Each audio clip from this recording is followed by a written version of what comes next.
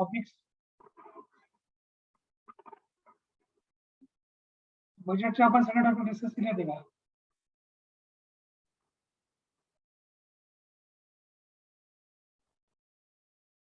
थोडा पार्ट बाकी होता ना. ठीक आहे, मी तुम्हाला पीपीटी शेअर करतो. मला फक्त त्याच्यातून तुम्ही सांगा कुठला पार्ट आपला बाकी होता, सो दॅट आपण त्या पार्ट पासून पुढे कंटिन्यू करूया.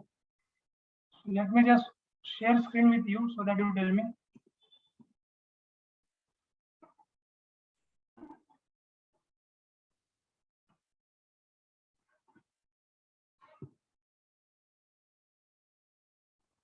अर्थसंकल्प पार्ट 1 भाग 1 आपला झालेला आहे. सो इंग्रजीमध्ये बजेट हा शब्द जो आहे फ्रेंच मध्ये बुगेट मध्ये आपण हे बघितलं. So after that we saw this one also. This is also finished. बजेटचे प्रकार घेतले आपण.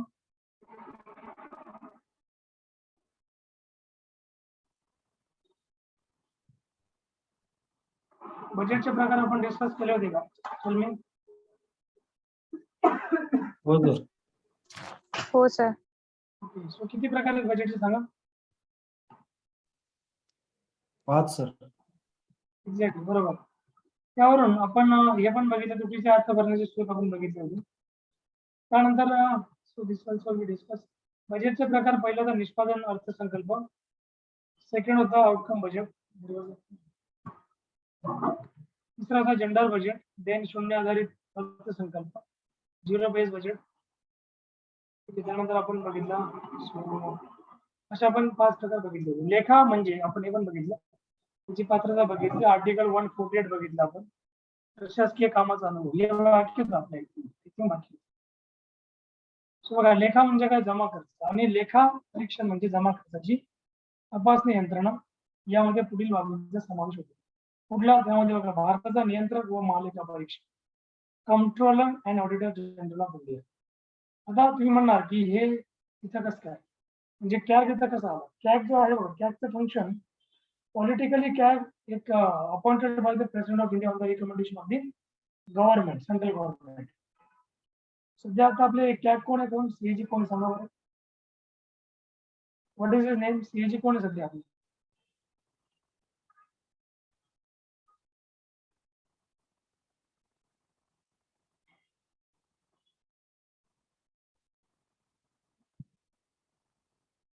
टेल ऑफ सीएजी कोण आहे? सीएजी कोण आहे?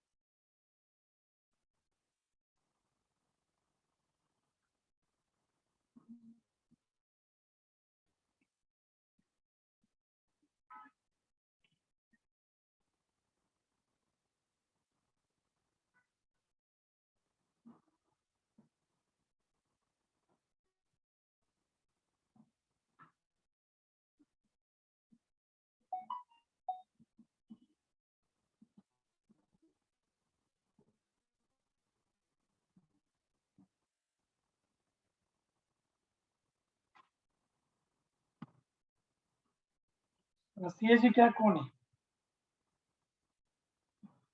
अपडेट आहात की नाही तुम्ही? GC Murmu. Exactly, GC Murmu ह्या सध्याचा ठीक आहे. तर मग आता हे घटनात्मक पद आहे, कारण हे जे घटनात्मक पद आपण कशावर ओळखणार? कारण हे आपल्या राज्यघटनेचे आर्टिकल 148 पासून 151 158 बाय मिस्टेक झालेला आहे. 85 करून घेतो.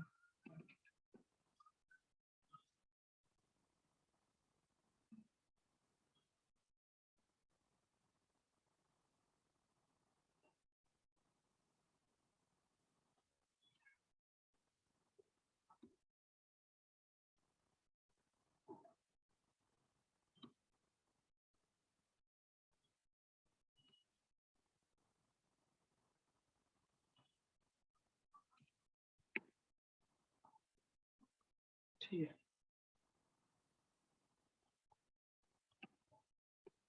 Not clear. 148 to 151 घटनात्मक पद आहे. नेमणूक कोण करतं? 148 अकॉर्डिंग जो नेमणूक आहे कॅगची that is been done by the president of India. राष्ट्रपतीद्वारे केली जाते.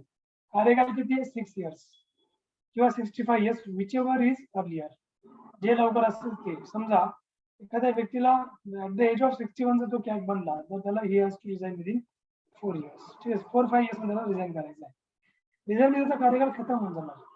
बट सपोज इन केस एखाद्या व्यक्तीला 58 मध्ये जो कॅग झाला तो पूर्ण त्याचा टर्म कम्प्लीट करणार. ठीक आहे. 62 ला जर एखाद्याला कॅग बनवलं गेलं तर फक्त 3 वर्ष कम्प्लीट करणार कार्यकाल, कारण ते वय त्याचं एंड होऊन जाणार. फिनिश. पात्रता काय? प्रशासकीय कामाचा अनुभव पाहिजे. म्हणजे he should be the highest level officer. UPSC जे हायस्ट लेवल ऑफिसर होतात त्या लेवलची व्यक्ती पाहिजे. लेखे परीक्षण व वित्तीय व्यवहारांचे ज्ञान त्यांना असणं गरजेचं आहे.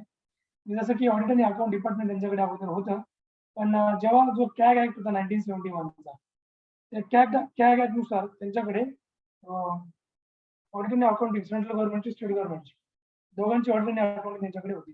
1975 मध्ये एक अमेंडमेंट केली गेली. 76 मध्ये, नॉट 75, 76 मध्ये एक अमेंडमेंट केली गेली कॅग कायद्यामध्ये. त्यानुसार त्यांची अकाउंटिंगची पॉवर जी ती काढून घेतली, ऑडिटिंगची पॉवर त्यांच्याकडे आहे. आणि यांची जी बडतर्फी आहे, ज्या प्रकारे सुप्रीम कोर्टच्या जजला पदावरून दूर केलं जातं त्या प्रकारे यांना देखील दूर केलं जातं. सेम ज्या प्रकारे त्यांना सॅलरी वगैरे असते त्या प्रकारे यांना देखील सॅलरी असते, सिमिलर. ठीक आहे. कार्य यांचं कार्य काय? 1976 नंतर फक्त लेखी तपासणी विषयकच कार्य हे करतात. ठीक आहे. लेखी तपासणी. So nothing. 1976 नंतर तुम्हाला सांगितलं ना कॅग कायदा जो होता ना तो कायदा, त्या कायद्यानुसार अमेंडमेंट केली गेली. अदरवाईज त्यांच्याकडे दोन्ही कामं पहिले राहायचे. ठीक आहे. त्यानंतर पुढचा घेऊया. लेखी तपासणी विषयक कार्य.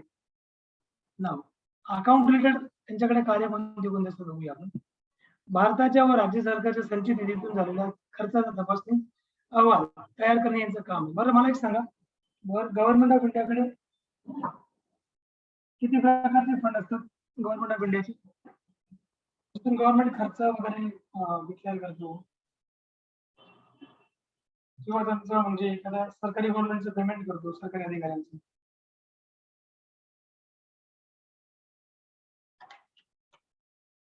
जेवढे गव्हर्नमेंट कर्मचारी असतात त्यांची सॅलरी त्या फंडवर केली जाते गव्हर्नमेंट.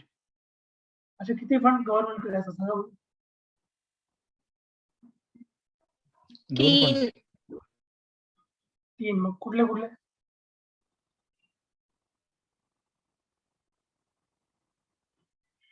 एक पब्लिक फंड सर. एक्झॅक्टली. दुसरं?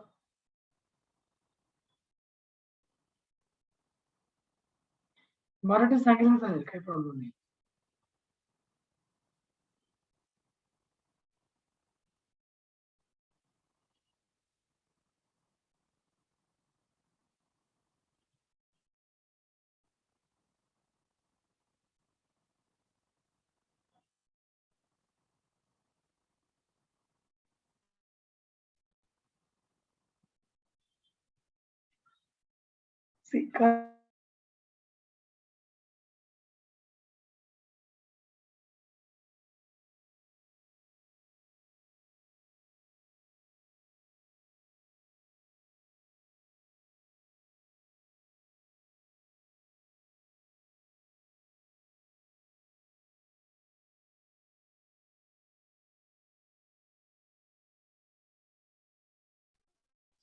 Contingency fund 1 sir.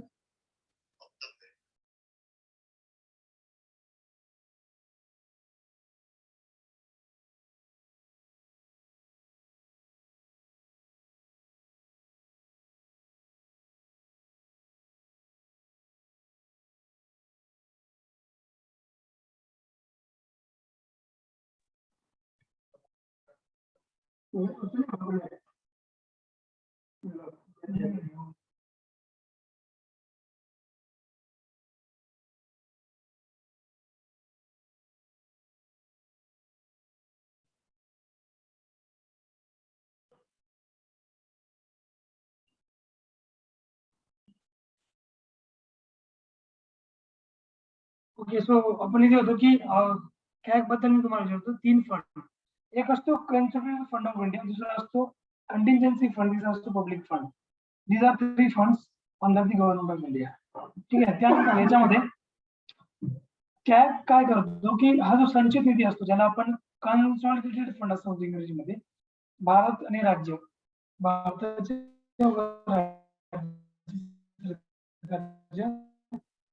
भारत सरकार, राज्य सरकार यांच्या संचित निधीतून झालेला जो खर्चाचा तो खर्च.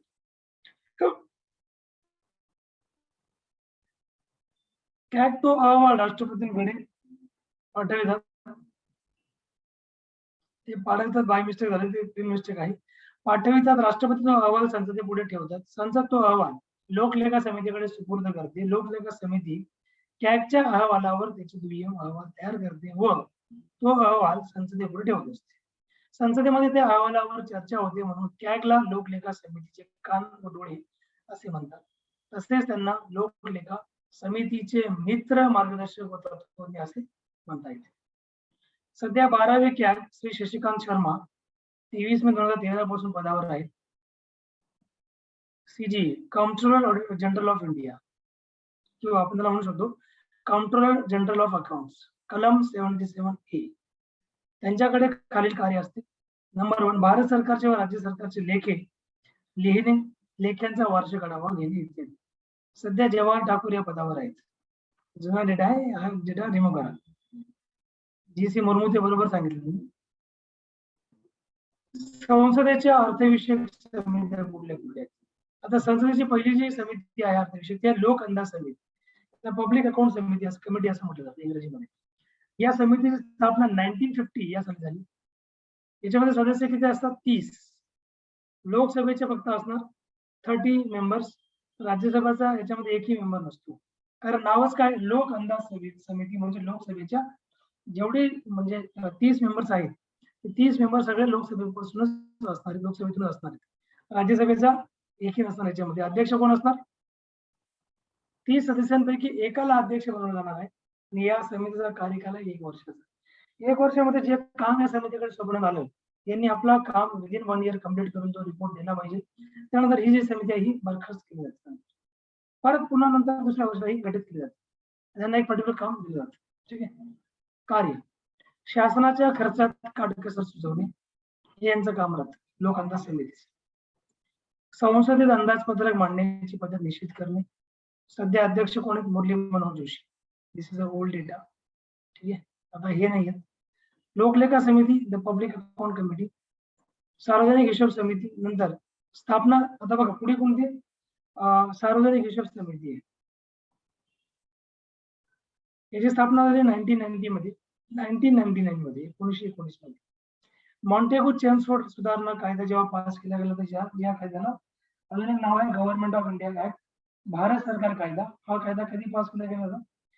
1919 मध्ये पास केला गेला. ठीक आहे. म्हणून ही सर्वात जुनी समिती होती. याची रचना कशी आहे बघा, 22 याचे टोटल मेंबर्स 22 असतात सार्वजनिक हिशोब समितीमध्ये. याच्यातून 7 मेंबर राज्यसभेचे असतात आणि 15 मेंबर लोकसभेचे असतात. दोघांचं मिश्रण असताना याच्यामध्ये दोघं म्हणून काम करणार. जसं लोक अंदाज समितीमध्ये फक्त लोकसभा असते.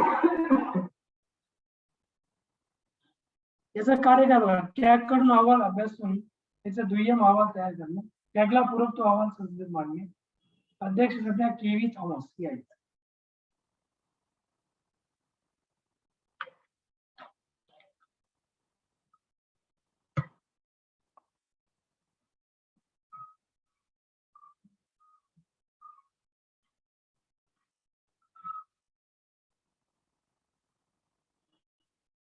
सार्वजनिक उपक्रम समिती आहे.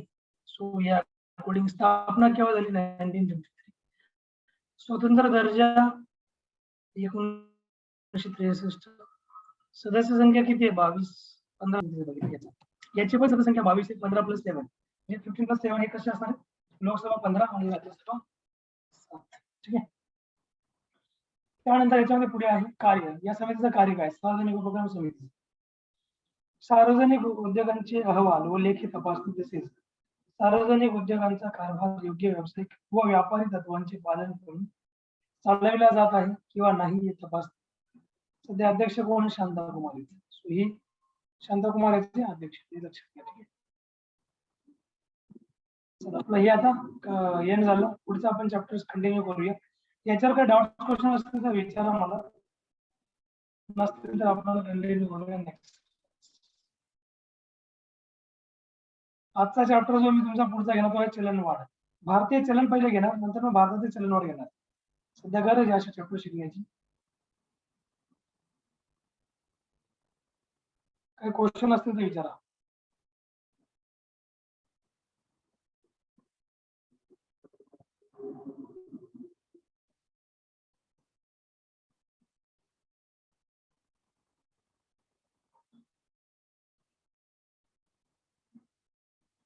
सर अर्थसंकल्प संपला.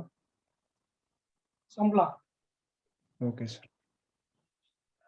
ज्या समितींकडे जातो ना डिस्कशन समिती आपण घेतल्या याच्यावर काही क्वेश्चन असतील तर विचारा.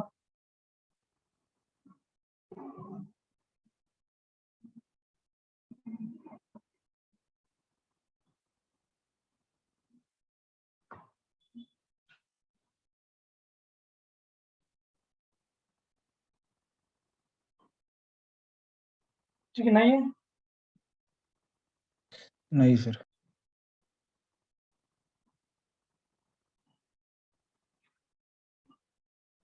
मी एक क्वेश्चन करतो तुम्हाला. रेल्वे बजेट आणि जनरल बजेट हे कधी सेपरेट केले गेले?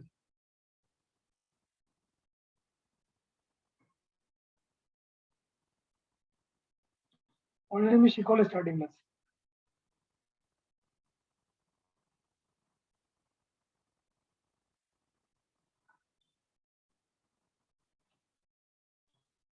सांगा.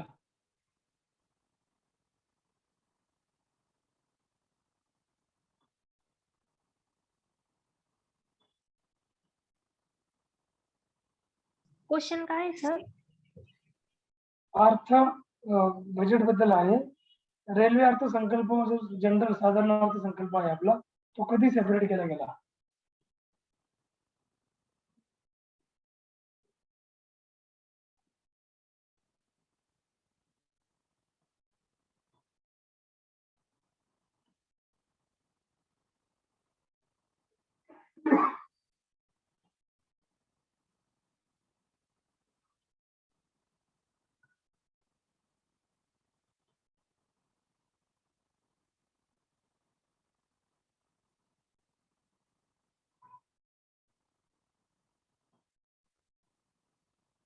एकोणीसशे 21 मध्ये केला गेला होता. आणि कोणत्या समितीच्या शिफारशीनुसार केला?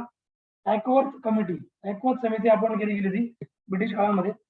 त्या समितीनुसार तो वेगळा केला गेला एकमेकांपासून. समजलं?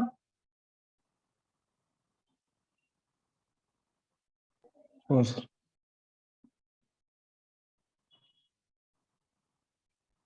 की 1924 नेहा प्रियंका 1924 म्हणताय. 1924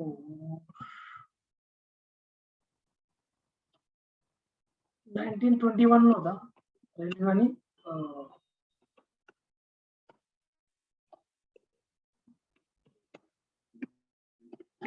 यांना एक कधी केलं गेलं?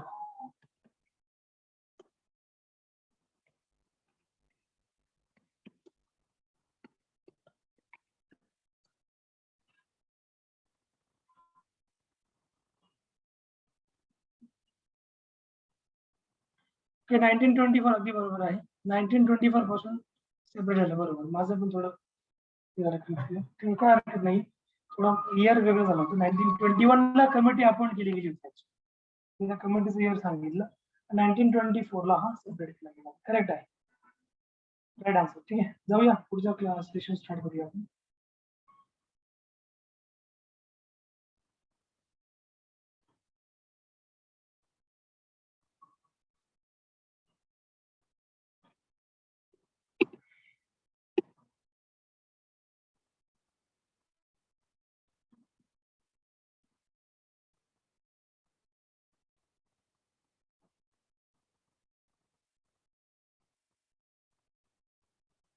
ठीक आहे. भारतीय चलन पुढचा आपला टॉपिक असणार आहे. बरं मला सांगा चलन म्हणजे काय?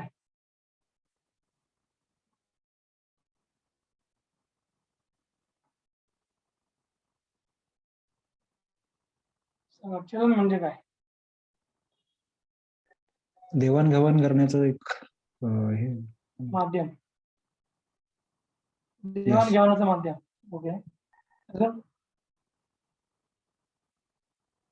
चलन तुम्ही कशाला म्हणता?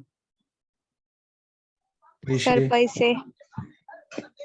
पैसे बरोबर. अजून जेव्हा तुम्ही जर काही प्राचीन कालखंड बघितला त्यावेळेस तर पैसा नव्हता, त्यावेळेस चलन चालत म्हणजे चलन आपण काही देवाणघेवाण करायची असेल त्यासाठी जे आपण माध्यम यूज करतो त्याला आपण म्हणतो चलन. बरोबर. ही अशी जनरल व्याख्या आहे. तुम्ही समजा घरातून बाहेर पडतात तुम्हाला मार्केटमध्ये काही खरेदी करायची तुम्हाला चलन लागणार. चलन म्हणजे नोट लागणार, पैसे लागणार. ठीक आहे. तर मग पहिले तर असं काही नव्हतं. पहिले काय व्हायचं?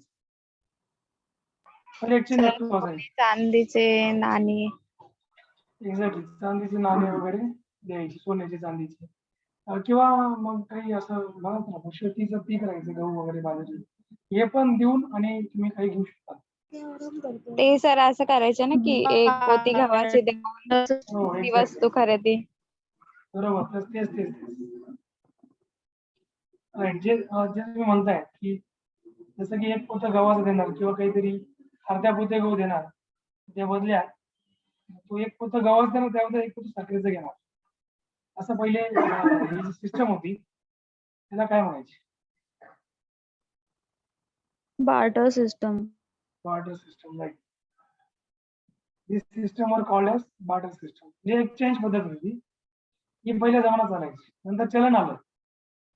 चलनचा इतिहास बघूया आपण. नंतर चलन आलं. चलन आल्यानंतर सगळ्या गोष्टी चलनानुसार व्हायला लागल्या. मग पैसा हे माध्यम म्हणलं गोष्टींचे एक्सचेंज करण्याचं. सो आज तेच आहे. त्याशिवाय काहीच नाही करता येत. Not even a class. बरोबर आहे की नाही? त्यानंतर तुम्हाला त्याशिवाय मार्केटमध्ये काही खरेदी करता येणार नाही. त्याशिवाय तुम्हाला ट्रॅव्हलिंग देखील करता येणार नाही. पहिले लोक घोड्यावर किंवा गाड्यांवर ट्रॅव्हलिंग करायचे. ते ट्रान्सपोर्ट जे करायचे ते गाड्यांवर करायचे. पहिले तर हे आता इलेक्ट्रॉनिक नंतर आलं म्हणजे ऐश्वर्याच्या वस्तू नंतर आल्या. पहिले या वस्तू नसतो. पहिले हा म्हणजे हा जो कालखंड ड्युरेशन होता पहिले हे नव्हतं. ठीक आहे. मग हळूहळू चलन जे होते हे थोडस याच्यामध्ये आलं आणि त्यानंतर तुम्हाला मग पीपीटीचे मी लिंक शेअर करतो. सो मग रुपयाच्या नोटा नाणे या त्यापेक्षा कमी मूल्याची नाणे छापण्याचे उत्तरदायित्व भारतीय अर्थ खात्याचं आहे. किती नोटा छापायच्या, किती नाणे छापायचे कोण ठरवतो? फायनान्स मिनिस्टर डिसाइड करते. म्हणजे आता फायनान्स मिनिस्टर कोण आहेत मग? फायनान्स मिनिस्टर कोण आहे? निर्मला सीतारामन. बरोबर. मग आता मला सांगा हे जे त्यांनी म्हटलंय ना की नाणे नोटा भारतामध्ये किती ठिकाणी छापल्या सांगा बरं. नोटा भारतामध्ये किती ठिकाणी छापल्या जातात? 3 आहेत ना सर? 3 काय काय? कुठे? Sir reserve bank. Reserve bank नोटा थोडी छापते. रिझर्व्ह बँक डिसाइड करते करन्सी किती छापायचे हे रिझर्व्ह बँक सांगते. ते स्वतः छापत नाही. टाकसाळ म्हणजे काय? जे नाणी तयार करतात त्याला आपण टाकसाळ म्हणतो. कॉइनेज. ठीक आहे. आणि जे नोटा छापतात त्याला आपण काय म्हणतो? करन्सी प्रेस म्हणतो. But we call it currency press.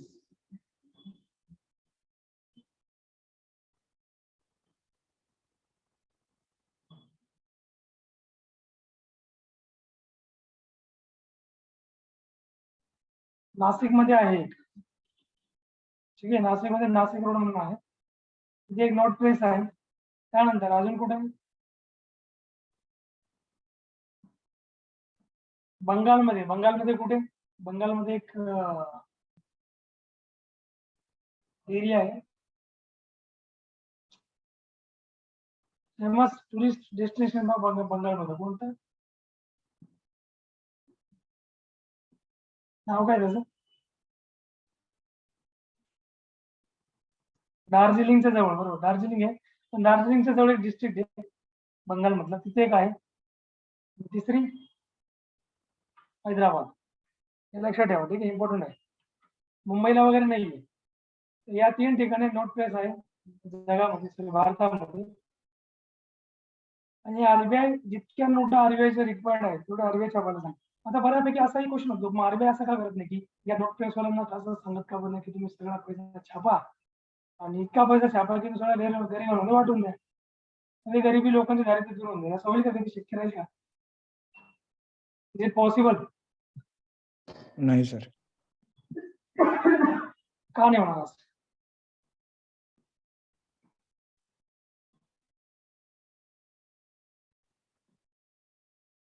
असं का नाही? कारण ते आरबीआयच्या हातामध्ये ना, किती नोटा छापायचे, किती छापू शकतो आरबीआय.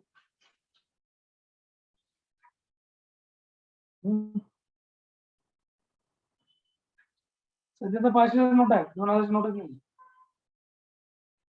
जरी आहे अस्तित्वात पण याच्यात नाही.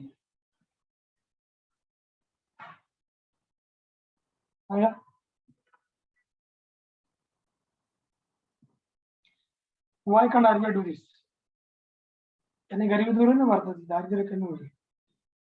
जे लोकांना म्हणजे गव्हर्नमेंट असं स्कीम देईल त्याच्या अंडर की खूप साऱ्या लोकांना फ्री मध्ये मनी गव्हर्नमेंट देऊ शकतो, मंथली 2000, हे या प्रकारे.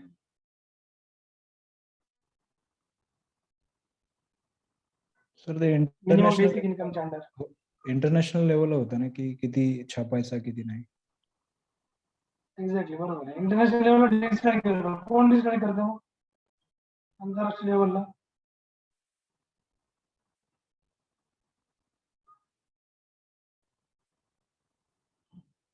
आंतरराष्ट्रीय लेवलला कोण डिसाईड करतो?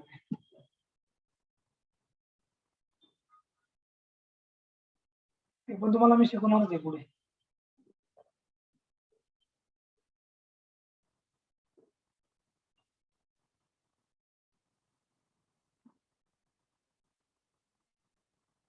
ठीक आहे, चला आवडा डिटेल मध्ये जाणार नाही आपण लगेच, तुम्हाला थोडंसं ते कन्फ्युजन होते. तुम्हाला नंतर सांगतो मी सगळ्या गोष्टी. रुपयाच्या बघा, 1 रुपयाच्या नोटेवर कोणाची सही असते? अर्थ सचिव, केंद्रीय अर्थ खाते यांची सही असते.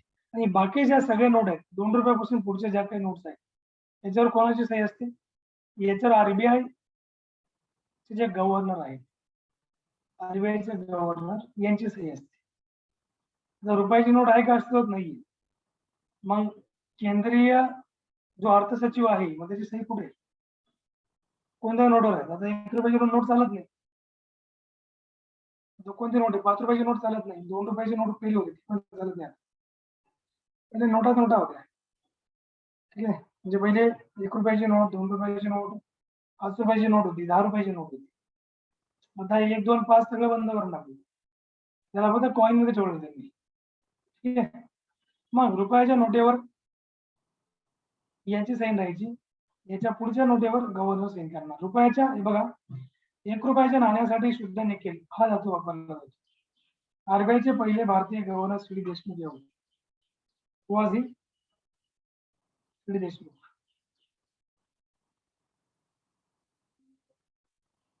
आरबीआयची स्थापना केव्हा झाली कोण सांगेल? 1935 सर. 35 बरोबर. 34च्या कायद्यानुसार 35 ला केली, बरोबर आहे. 1 एप्रिल 1935 ऑपरेशन स्टार्टेड. आणि आरबीआयचं राष्ट्रीयकरण केव्हा झालं? When RBI was established, it was a private entity. So after independence, it was made 49. government bank. 14 अगदी बरोबर. 1949, राईट. आरबीआयचे पहिले गव्हर्नर कोण?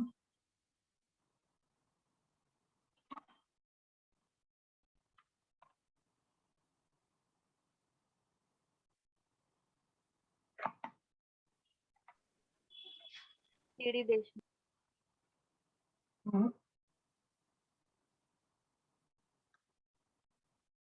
श्री देशमुख नाहीये, ते पहिले भारताचे होते. आरबीआयचे पहिले गव्हर्नर भारताचे नाही. पहिले भारतीय आरबीआयचे गव्हर्नर नाही.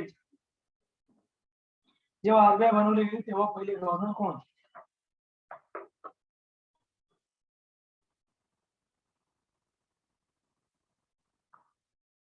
सांगा बरं.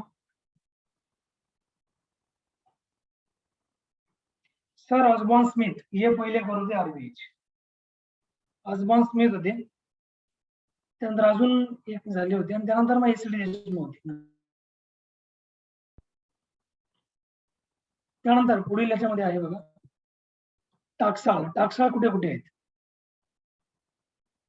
भारत सरकारच्या 4 टाकसाळ आहेत. पहिली आहे मुंबईला, 1930 ला स्थापन केली गेली. 2 नंबर आहे कोलकाता 1930. 3 नंबर हैदराबाद 1950. 4 नंबर नोएडा 1989. टाकसाळे नाणे निर्मिती व सोने चांदीची पारख करण्याचे काम करत असतात. ठीक आहे, नाणे निर्मिती इथे केली होती भारतामध्ये, इंडियामध्ये. भारताची नवी आधुनिक टाकसाळ चेरापल्लीला आहे. नवी आधुनिक म्हणजे 5व्या नंबरची. म्हणजे 4 ठिकाणी टाकसाळ होते, आता 5 झाले. चेरापल्ली साऊथ. छाप कारखाने. छाप कारखाने म्हणजे काय? जिथं नोट प्रेस करन्सी नोट छापल्या जातात. बघा पहिली आहे करन्सी प्रेस नाशिक, सगळ्यात मोठी भारतामध्ये नाशिकची. नाशिकच्या करन्सीमध्ये नोट प्रेसमध्ये किती नोटा छापल्या जातात बघा. यामध्ये 5 रुपये, 10 रुपये, 50, 100, 500 आणि 1000. 1000 नाही काढून टाका. या मूल्याच्या नोटा छापल्या जातात नाशिक प्रेसमध्ये. 2000ची नोट पण इथूनच छापली जाते, 1000च्या ऐवजी 2000. बँक नोट प्रेस 2 नंबरची देवास. सॉरी तुम्हाला हैदराबाद बोललो, देवास आहे मध्य प्रदेश एमपीचा. इथे 20, 50, 100, 500 याच्या किमतींच्या नोटा छापल्या जातात. या प्रेसमध्ये 2 विभाग आहेत. एक आहे प्रिंटिंग प्रेस, सेकंड आहे शाई बनवण्याची फॅक्टरी. ठीक आहे. मग नंतर आहे शाल्विनी पश्चिम बंगाल आणि महाराष्ट्रामध्ये आरबीआय नोट मुद्रण प्रायव्हेट लिमिटेड मध्ये आणि आरबीआयच्या नियंत्रणात करन्सी नोटा छापल्या जातात. इंडिया सिक्युरिटी प्रेस नाशिक आहे. यामध्ये 2 विभाग आहेत. नंबर 1 आहे स्टॅम्प प्रेस, 2 आहे central stamp depot. Stamp press मध्ये पोस्टाची सामग्री आहे, पोस्टाची व इतर तिकिटे आहेत. ज्युडिशियल आणि नॉन ज्युडिशियल स्टॅम्प असतात आरबीआयचे किंवा एसबीआयचे चेक असतात.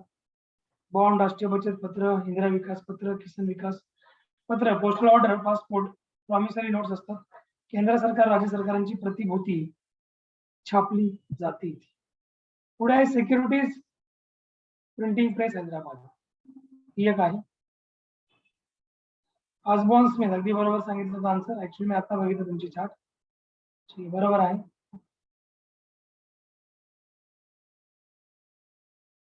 Securities printing press Hyderabad. दाक्षिणात्य राज्यांसाठी post card.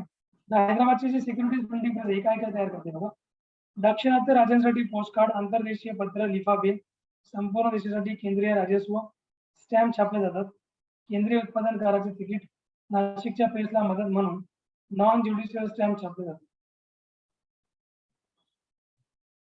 Securities paper mill आहे औरंगाबाद, हे एमपी ला आहे. सिक्युरिटीज पेपर मिल आहे इथे. इथे करन्सी म्हणजे चलन आणि बँक नोटांचा कागद तसेच इतर सिक्युरिटीजचा कागद बनवला जातो. इतर माहिती बघा. गांधीजींच्या चित्राच्या नोटा प्रसिद्ध कुठे केल्या जातात? 1969 आणि 87 चालू केल्या होत्या.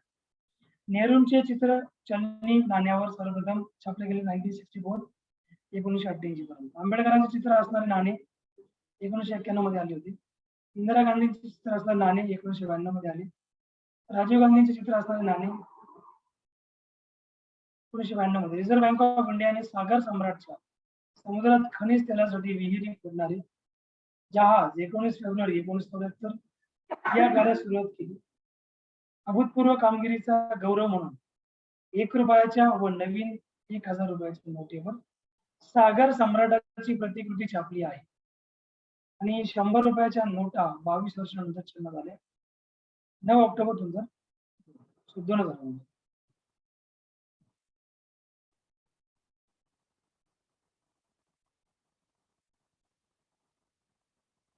नोट प्रेस 3 ठिकाण लक्षात ठेवा. देवास, नाशिक आणि तिसरं कुठलं होतं? पश्चिम बंगालचे एक दार्जिलिंग लिंक जवळ एक डिस्ट्रिक्ट आहे. थर्ड प्लेस तिथे ते म्हणजे छापलेलं नोट प्लेसेस. नोटांना बनवण्यासाठी जो कागद असतो ना, नोटांचा कागद, तो कुठे तयार होतो कोणी सांगू शकतो? नोट तयार होते, तर नोट बनवण्यासाठी जो कागद लागतो, तो कागद कुठे तयार होतो?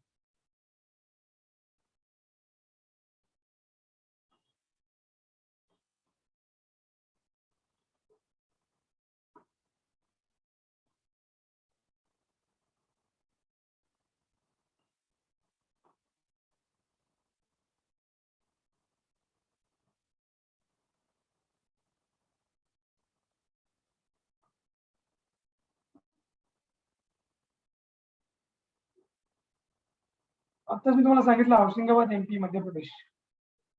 ठीक आहे. पैसा म्हणजे कोणती वस्तू की जिच्याद्वारे सर्व व्यवहारांची पूर्तता करण्यासाठी देणे म्हणजे ऋण देण्यासाठी देण्याचे साधन म्हणून जी वस्तू स्वीकारली जाते तिला पैसा असं म्हणतात. अनेक स्थळी अनेक अनेक वेळी वेगवेगळ्या वस्तू पैसा म्हणून वापरल्या गेलेल्या आहेत. जसं एक्झाम्पल धान्य, जनावरे, धातू, धातूची नाणी, कागदी नोटा इत्यादी वापरल्या गेलेल्या आहेत.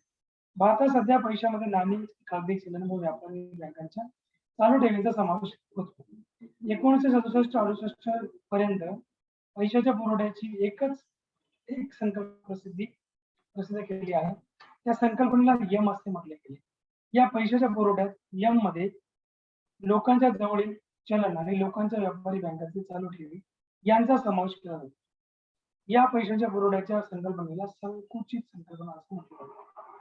1967-68 नंतर मात्र RBI ने पैशाचे संकुचित संकल्पनेशिवाय पैशाच्या पुरवठ्याची व्यापक संकल्पना प्रसिद्ध केली आणि त्या संकल्पनेला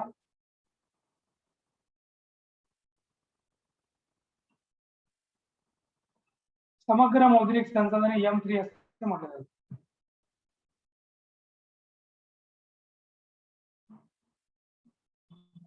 मौद्रिक संसाधनांमध्ये संकुचित मोजलेला पैसा किंवा संकुचित व्याख्या केलेला पैसा म्हणजे चलन आणि चालू ठेवी आणि लोकांच्या अधिक व्यापारी बँकांच्या मुदत ठेवी यांचा समावेश समग्र मौद्रिक संसाधने यांच्यामध्ये केला जातो. समग्र मौद्रिक संसाधनाला काय म्हणतात? M3 असं म्हणतात. एप्रिल 1977 पासून RBI पैशाच्या 4 पर्यायी संकल्पनेवर आकडेवारी प्रसिद्ध करत आहे. या नवीन संकल्पना M1, M2, M3 आणि M4 असे याला आपण म्हणतो. M1 म्हणजे काय? लोकांकडे असलेले चलन म्हणजे नोटा आणि नाणी, जे आता प्रेझेंट लोकांच्या हातामध्ये पैसा असतो त्याला आपण M1 म्हणतो. बँकामधील मागणी ठेवी तसंच RBI जवळील इतर ठेवी असतील त्याला M1 म्हणतात. M2 म्हणजे काय? M1 प्लस लोकांनी पोस्टात ठेवलेल्या बचत ठेवी याला M2 म्हणतात. M4 आता नाही, M4 काढून टाकला, M3 आहे. M3 म्हणजे M1 प्लस बँकातील निव्वळ मुदत ठेवी आणि M4 म्हणजे काय? M3 प्लस लोकांच्या पोस्ट खात्यात ठेवलेल्या वेगवेगळ्या मुदतीच्या बचत ठेवी या व्यतिरिक्त ठेवी पोस्ट ऑफिस बचत संघटने जवळील बचत यात राष्ट्रीय बचत पत्राचा समावेश नाही.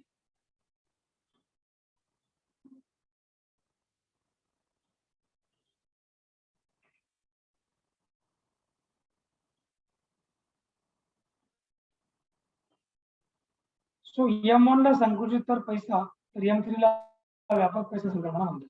तर M4 हे मुद्रा पुरवण्याचे सर्वात विस्तृत माप आहे, परंतु ते रद्द करण्यात आलेले आहे. स्वातंत्र्योत्तर काळातील किंमत होती. थोडा मी वॉटर ब्रेक घेतो, जस्ट मिनिट.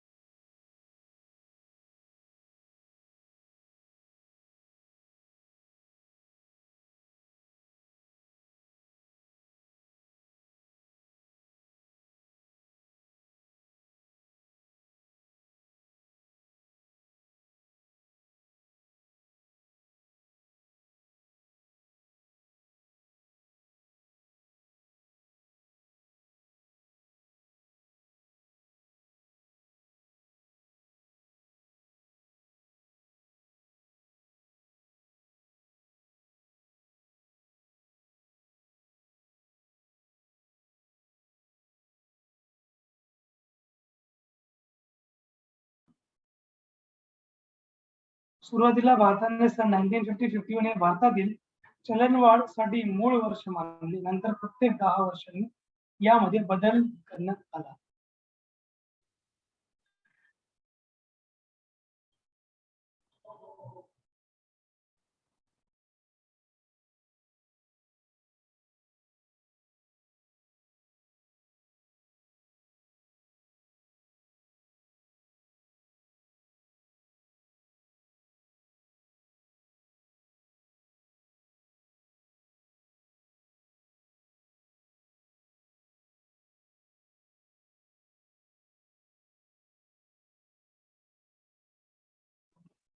सो या अकॉर्डिंग आपण बघितलं, सुरुवातीला भारताने सन 1950-51 भारतातील चलनवाढसाठी मूळ वर्ष मानले. नंतर प्रत्येक 10 वर्षांनी यामध्ये बदल करण्यात आला. त्यानुसार 1960, 61, 70, 71, 81, 92, 93, 94 मूळ वर्ष मानण्यात आले.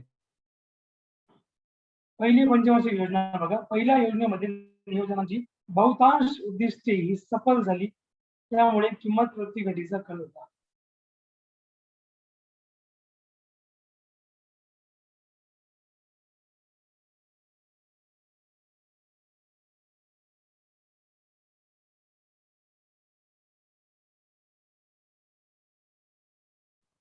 पहिली पंचवार्षिक योजना. पहिल्या योजनेत नियोजनाची बहुतांश उद्दिष्टे सफल झाली, त्यामुळे किंमत प्रवृत्ती घटीचा कल होता. पहिल्या पंचवार्षिक योजनेच्या कालखंडात किंमत निर्देशांक 22% खाली आला. 1952चा किंमत निर्देशांक हा 100 मानल्यास तो 1955-56 99 झाला.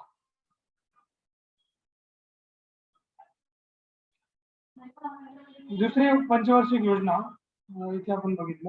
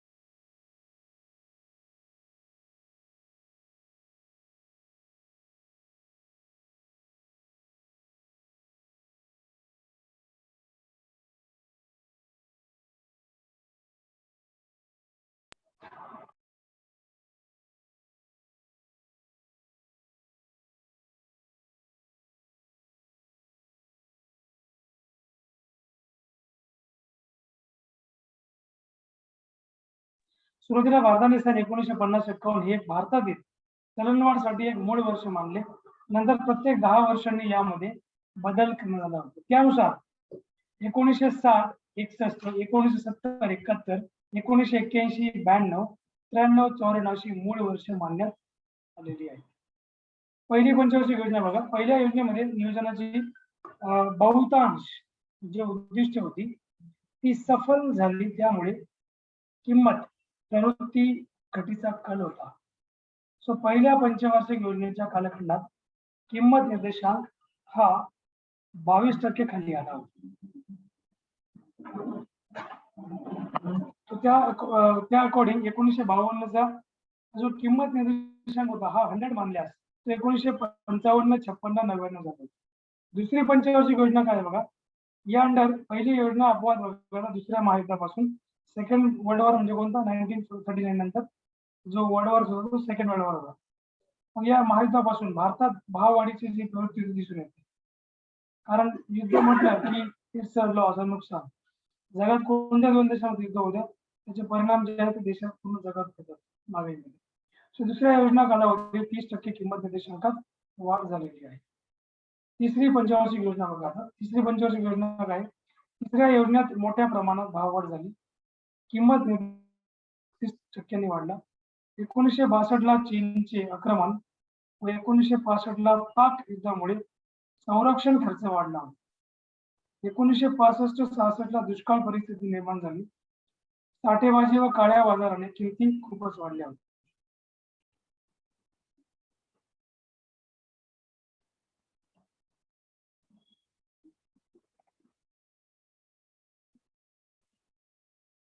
चौथी पंचवार्षिक योजना. चौथ्या योजनेच्या पहिल्या 3 वर्षात 1969-72 किंमत निर्देशांक प्रतिवर्षी 5 ते 6% वाढ झाली.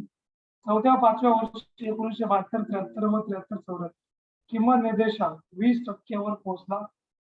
कारण बांगलादेश निवासितांनी सरकारी खर्चात प्रचंड वाढ झाली होती. 1972-73 ला तीव्र दुष्काळ निर्माण झाला. 1973 ला पेट्रोलियम पदार्थाच्या किमतीत 4% वाढ झाली होती. जागतिक भाववाढीची स्थिती होती. जसं की घाव किमतीचा निर्देशांक सन 1960-61 चा 100 मानल्यास सप्टेंबर 1974 मध्ये तो 331 वर जाऊन पोहोचला. पाचवी पंचवार्षिक योजना बघा. आणीबाणीचा कालखंड चौथ्या योजनेशी तुलना करता आणीबाणी काळात किमतीत घट होण्याचा कलम 1974 च्या या 331 वरून किंमत निर्देशांक 1975 व 1976 मध्ये अनुक्रमे 309 व 283 वर आला होता. पण मार्च 1977 नंतर परत किंमत वाढीला सुरुवात होऊन ती पूर्वस्थितीला गेली होती. किंमत नियंत्रणाच्या आणीबाणीच्या दाव्याचा फुगा जो होता तो फुटला, म्हणजे प्राइस जो बनवून होता तो एक प्रकारे त्याचा ब्लास्ट झाला. ठीक आहे. आणि या अकॉर्डिंग जनता राजवटीतील किंमत प्रवृत्तीचा जो काळ होता सन 1977-79 हा लक्षात घ्या बघा. जनता राजवट म्हणजे काय? जनता सरकार. Wien Indira Gandhi government fail down, त्यावेळेस जनता गव्हर्नमेंट आलं होतं. लक्षात घ्या. इंदिरा गांधींचं सरकार कशामुळे पडलं? आणीबाणीमुळे पडलं. 1975 ला इंदिरा गांधी आणीबाणी लागू केली. And under that emergency, she put all the political prisoners into jail. ठीक आहे. तिने सगळ्यांना पॉलिटिकल प्रिझनर्सना जेलमध्ये ठेवलं. पॉलिटिकल लोकांना, पॉलिटिशियन्सला. कारण तिला जो अपोज करेल तो जेलमध्ये झाला. तर त्यावेळेची कंडिशन होती. That was emergency, national emergency. म्हणून जनता राजवटीतील जी किंमत होती ती किंमत प्रतीचा काळ आपण बघूया. सन 1977-79. 1977-79 या कालावधीमध्ये जनता राजवटीने निश्चितच स्थैर्यता निर्माण केली. सन 1970-71 चा किंमत निर्देशांक हा 100 मानल्यास मार्च 1977 183, जानेवारी 1978 184 व 1979 185 असा निर्देशांक तो. ठीक आहे. कारण अन्नधान्याचे वाढते उत्पादन व सरकार जवळील राखीव साठा, वाढते औद्योगिक उत्पादन या कारणाने किमतीत स्थिरता निर्माण झाली. यावेळी देशाला 500 कोटी रुपयाचे परकीय चलन मिळाले. त्याचा वापर आयातीसाठी करण्यात आला. फेब्रुवारी 1979 च्या कठोर अंदाजपत्रकाने किंमत पातळीत स्थिरता आली व तुटीचा अर्थभरणा कमी केला. 1979 ला खनिज तेलाच्या किमती वाढीचा दुसरा धक्का बसला. यावेळी खनिज तेलाच्या किमतीत जनता राजवटीतील किंमत प्रतीचा काळ झाली.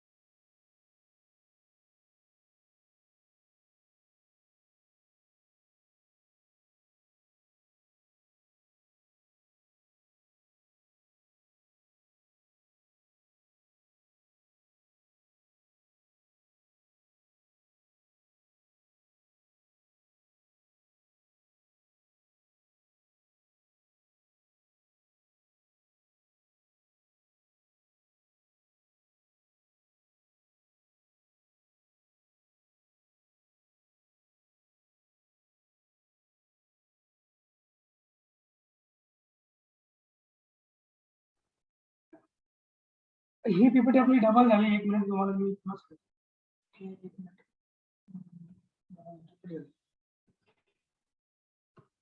म्हणजे 6वी पंचवार्षिक योजना सन 1980 ला काँग्रेस पक्ष सत्तेवर आला. 1979 व 80 यामध्ये पिकांचे उत्पादन कमी झाले.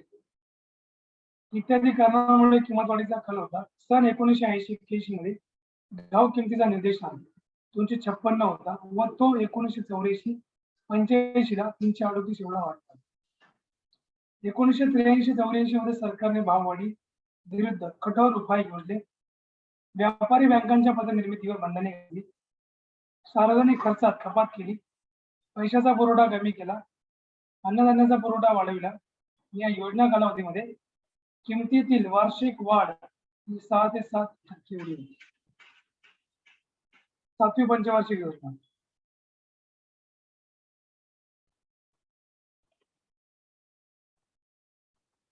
सातव्या योजनेमध्ये 6व्या योजनेतील विविध उपायांनी चलनवाढीच्या प्रक्रियेत घट झाली.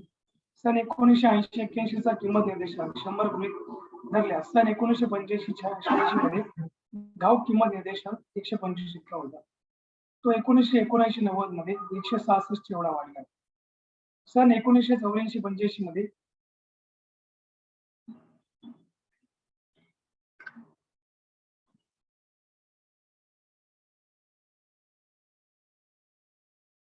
वार्षिक चलनवाढीचा दर हा 7% इतका होता. तो 4.7 एवढा कमी झाला. 7व्या योजनेत आरबीआयने निवडक पतनियंत्रणाचे धोरण कडक केले व सरकारने वाढती भाववाढ नियंत्रित करण्याचा प्रयत्न केला. गहू तांदूळाचा साठा वाढविला. सार्वजनिक वितरण व्यवस्था वाढविली. गरिबांसाठी अनेक कार्यक्रम सुरू केले. त्यामुळे किमतीतील स्थैर्यता योग्य वंदनात राहिली.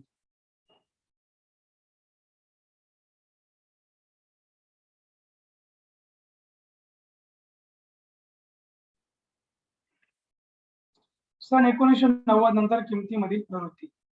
7व्या योजनेत किंमत पातळी सरासरी 7% वार्षिक वाढ होती. पण 1990 नंतर किमती जास्त वेगाने वाढू लागल्या. कारण एक सरकारी खर्चात वाढ व अप्रत्यक्ष करात वाढ झाली. निव्वळ राजकीय कारणाने अन्नधान्याच्या किमतीत वाढ करण्यात आली. पेट्रोलियम देशांनी पेट्रोल उत्पादनावर आकारलेला जादा कर 1990-91 मध्ये खनिज तेल किंमत वाढीचा तिसरा धक्का बसला होता. ऑगस्ट 1991 मध्ये किंमत वाढ 16.7% पर्यंत वाढली होती. भारतातील चलनवाढ मापनाच्या पद्धती.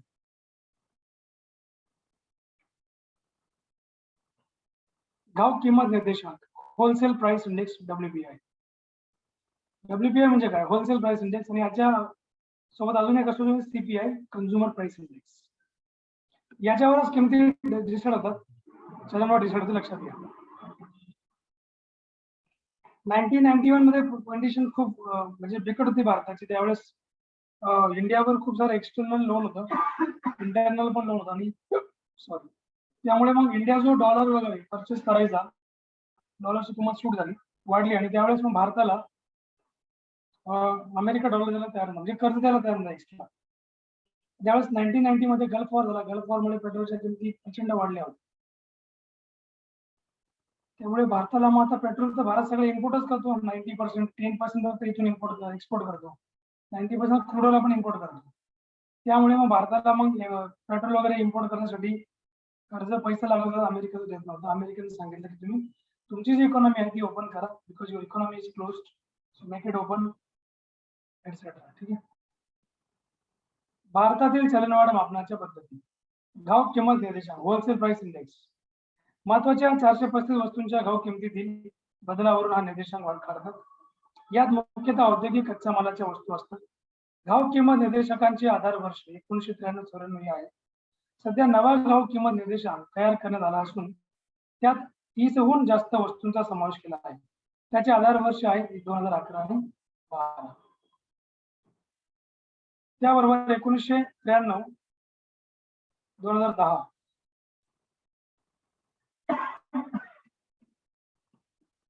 1993-2010 या काळात घाऊक किमतीचा निर्देशांक मूळ वर्ष 1993-94 यावेळेस 100 होता. नंतर वर्ष निर्देशांक वर्ष निर्देशांक रिपीट झालं एक नाही वर्ष निर्देशांक एवढंच आहे 1993 94 100 1994 95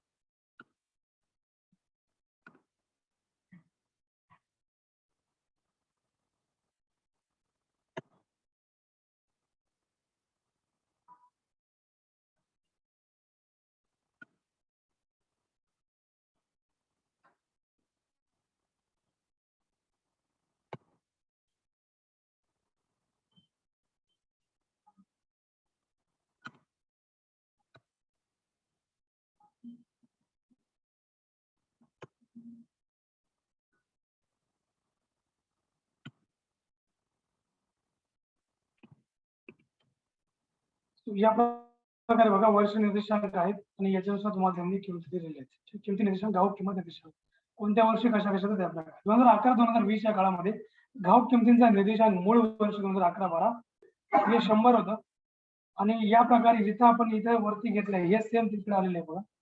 सो आता पुढे आहे ग्राहक किंमत निर्देशांक कन्झ्युमर प्राइस इंडेक्स CPI. यामध्ये जीवनावश्यक वस्तू व सेवांच्या किरकोळ किमतीवरून दरमहा निर्देशांक काढतात आणि समाजातील 4 गटात आहेत. उपभोक्त्यांच्या खर्चात कसा बदल होत गेला हे कळत. CPI for industrial works. आता बघा CPI पुढील प्रमाणे काढता येतो आपल्याला.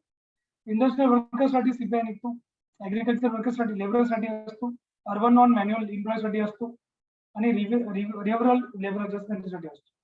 1 एप्रिल 2000 पासून किंमत निर्देशांक पायाभूत वर्ष 1993-94 ठरवण्यात आलेले आहे. भारतातील चलनवाढ कारणे काय असतात बघा. चलनवाढची कारणे काय असतात, किमती का वाढतात भारतामध्ये. मागणीत वाढ घडून आणणारे घटक असतात. कुठले? लोकसंख्येतील प्रचंड वाढ. जर लोकसंख्या वाढली तर महागाई वाढणार, कारण आता मागणारे हात जास्त आहेत, देणारे हात कमी आहेत. बरोबर? रिसोर्सेस कमी आहेत आणि लोकसंख्या जास्त आहे. सो यामुळे 1951 कोटी 1951 किती 56 कोटी लोकसंख्या होती.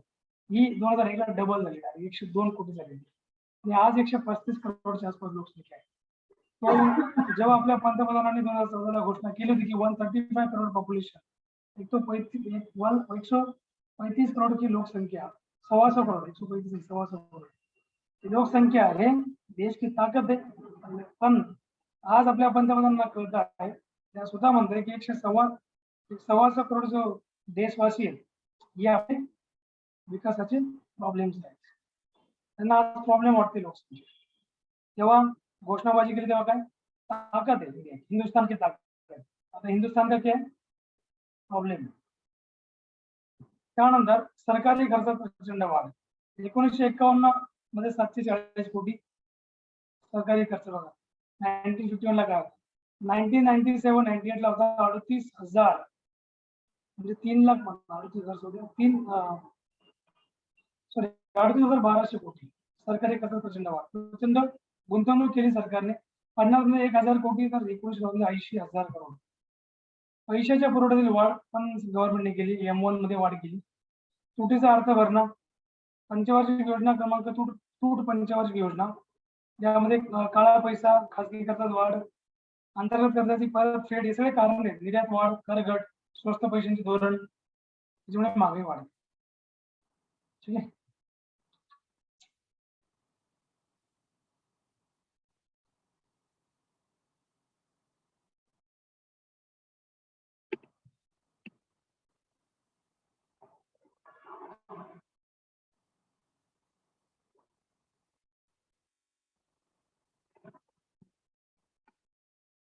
तर या प्रकारे आपण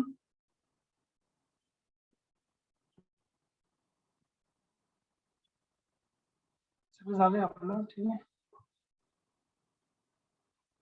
हा, हे सगळे रिझन्स आहेत, हे तुम्ही लक्षात घ्या. त्यानंतर पुरवठ्यात वाढ घडून आणणारे घटक आहेत. अन्नधान्य उत्पादनाचा चढउतार. 2 आहे साठेबाजी व सट्टेबाजी. शासनाचे अयोग्य धोरणे. 4 आहे औद्योगिक उत्पादनामध्ये वाढ. महाग वाहतूक, वाढती करवाढ, जागतिक भाववाढ, नैसर्गिक संकटे, औद्योगिक कलह, चैनीच्या वस्तू उत्पादन, भाववाढीची इतर काही कारणे जसे वेतन भत्ते व करांमध्ये वाढ, आंतरराष्ट्रीय बाबी इत्यादी. अशा प्रकारे आपलं आजचं सेशन एंड होत आहे. डाऊट क्वेश्चन असेल तर विचारा. पुढील टॉपिक मी याचाच घेणार आहे, अजून हे संपलं नाहीये. अजून भारतातील चलनवाढ आपण घेणार आहोत. हे फक्त भारतीय चलनवाढ आहे. भारतातील चलनवाढ हा टॉपिक मी तुमचा अजून घेणार आहे. क्वेश्चन असेल तर विचारा.